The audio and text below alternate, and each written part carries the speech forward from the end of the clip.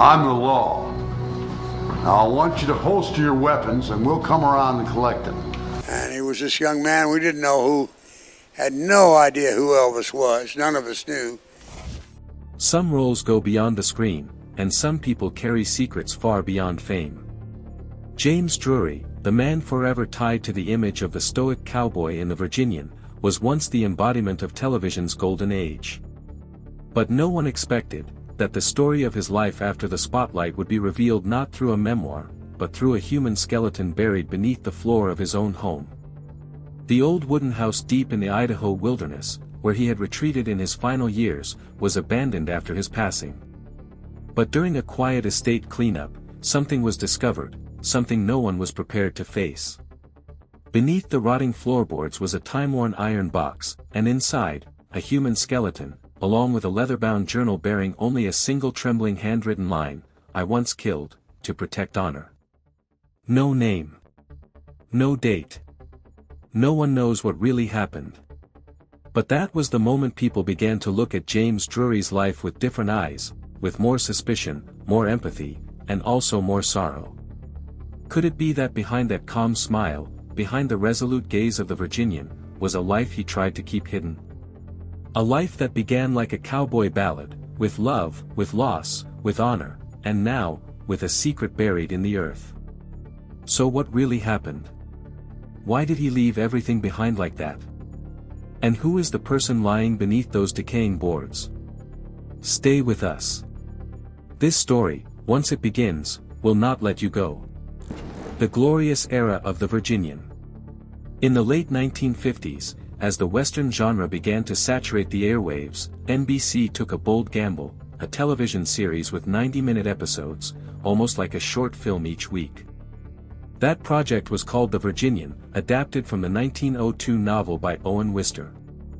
And when the show officially premiered on September 19, 1962, audiences were instantly swept into the untamed world of Medicine Bow, Wyoming, home of the Shiloh Ranch, and at its center was a man with almost no past, no real name, known simply as the Virginian. James Drury, with his piercing gaze, upright stance, and calm demeanor beneath the trademark black hat and vest, fully embodied the character, a man of justice, of unshakable morality. The absence of a real name didn't alienate the audience, it only added to the mystique, turning the Virginian into a symbol of integrity and grit in an untamed West. From the very first seconds of the premiere episode, Drury commanded the respect of both the townsfolk and the viewers at home. Over 9 seasons, he served under 5 different owners of the Shiloh Ranch, Judge Henry Garth, Morgan Starr, John Granger, Clay Granger, and Colonel Allen Mackenzie. No matter who held authority, the Virginian remained the heartbeat of the series, the indispensable face that gave Shiloh, and its viewers, something to hold on to. Alongside Drury was Doug McClure as Trampas, a lively, mischievous character who balanced out the Virginian's stern nature. They weren't just on-screen colleagues, they were a dynamic duo, one the spirit of discipline, the other the warm-hearted laughter. That contrast became part of the show's soul, and a blueprint for many TV pairings that followed. By the 1970s, the wave of Western popularity began to ebb. NBC tried to adapt by renaming the series The Men from Shiloh in its final season, giving it a grittier tone, and even replacing the theme with a score composed by Ennio Morricone, a legend of world cinema. But such efforts couldn't stop the march of time. On March 24, 1971, The Virginian aired its final episode after 249 installments, marking the end of one of the most enduring icons in the history of American Western television. The Abandoned House and the Final Discovery. Nearly 3 years after James Drury's passing, a forgotten plot of land nestled deep in the sparse woods north of Santa Clarita, once his quiet summer retreat, suddenly became the center of attention. It was an old wooden house, built in the late 1960s, which Drury had once called his place to escape Hollywood. No modern amenities. No television connection.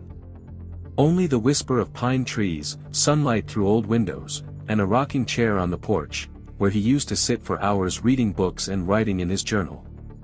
After his death, the house was left vacant. Though still owned by the family, none of his descendants ever returned. It wasn't until early 2023, due to increasing deterioration and rising wildfire risks, that the family decided to put the property up for liquidation. A cleanup crew was hired to assess the structure, handle termite damage, and sort through belongings before listing the estate.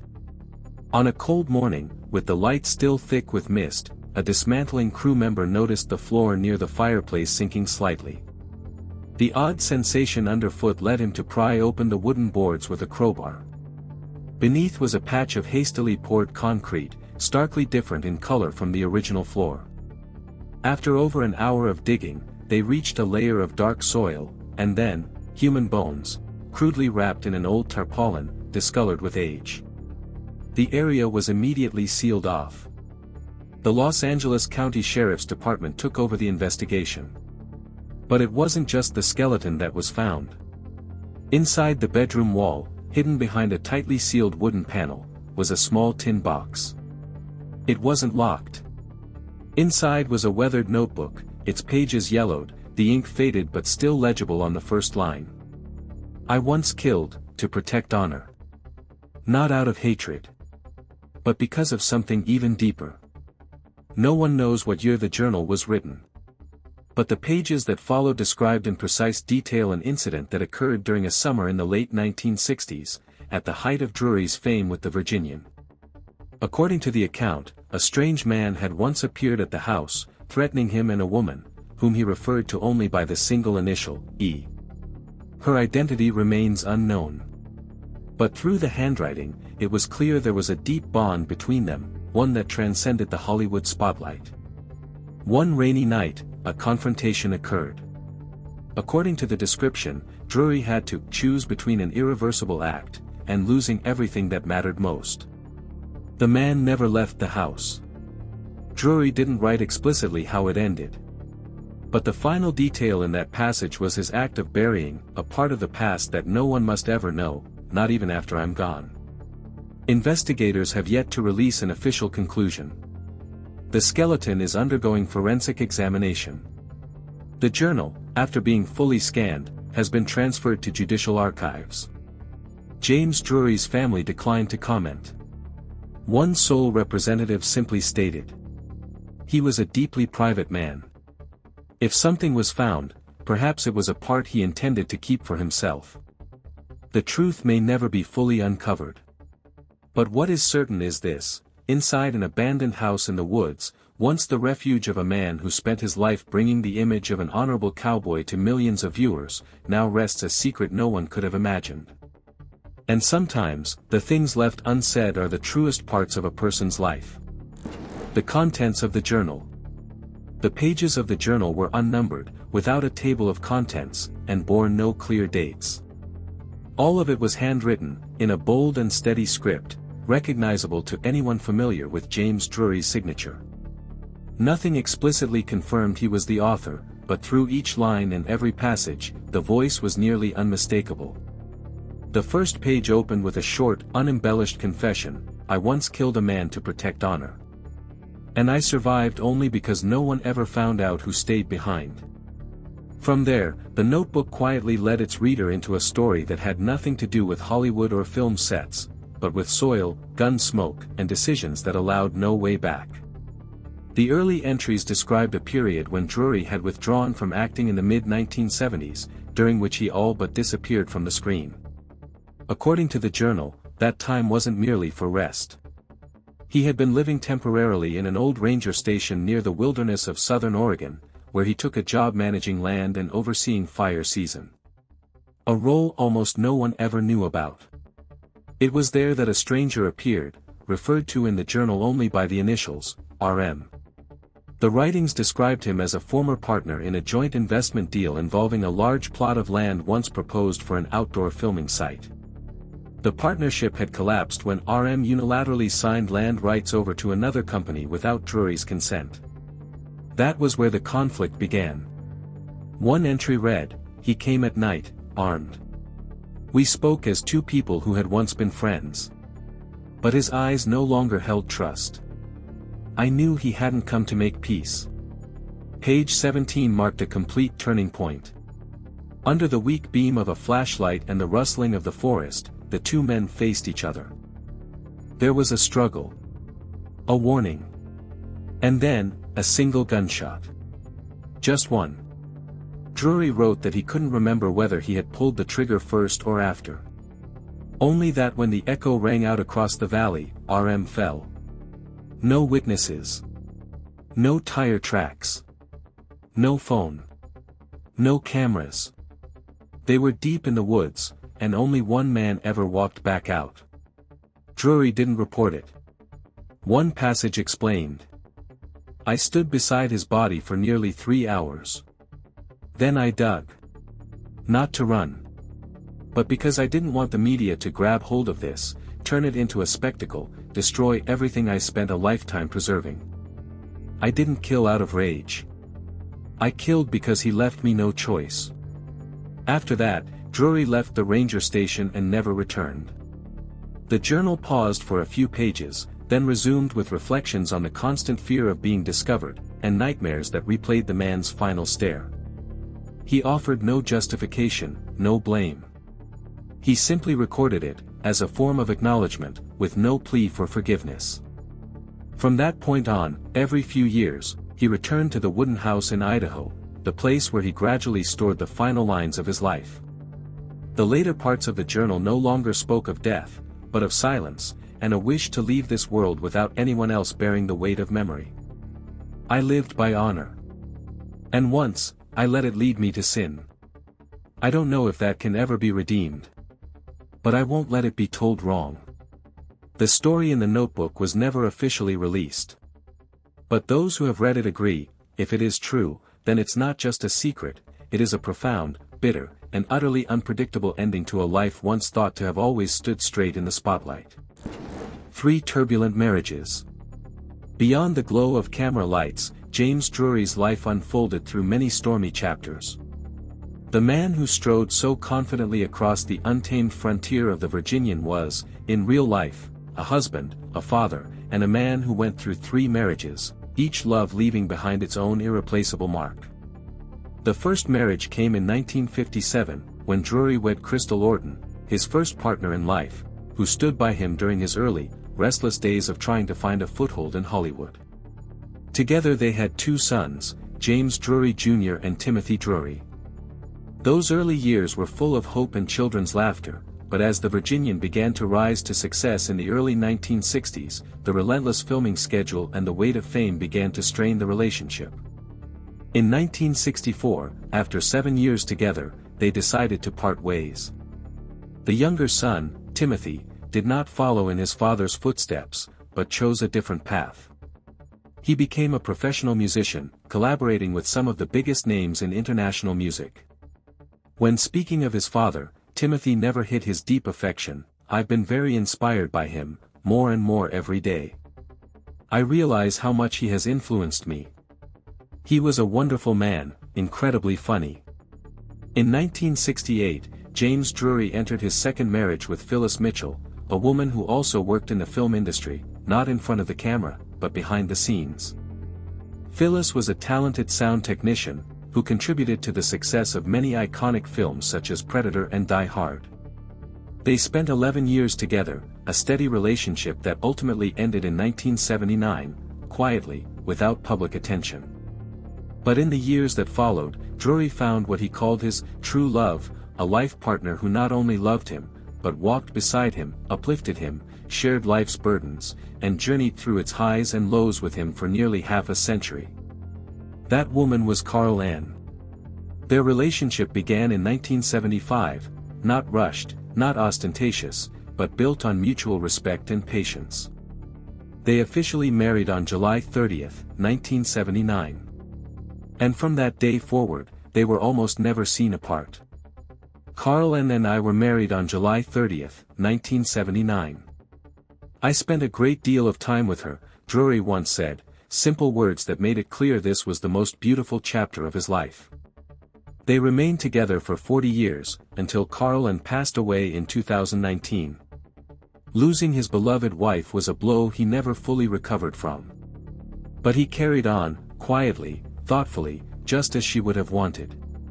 Only 7 months later, on April 6, 2020, James Drury passed away in his sleep at the age of 85. The cause was natural, no pain, no illness, like a gentle door closing at the end of a life fully lived. Though famous and beloved across America, Drury always held his greatest pride in his family, his 2 sons, and the woman he once called the gift of my life. For him, no spotlight ever shone brighter than the moments spent in the warmth of home.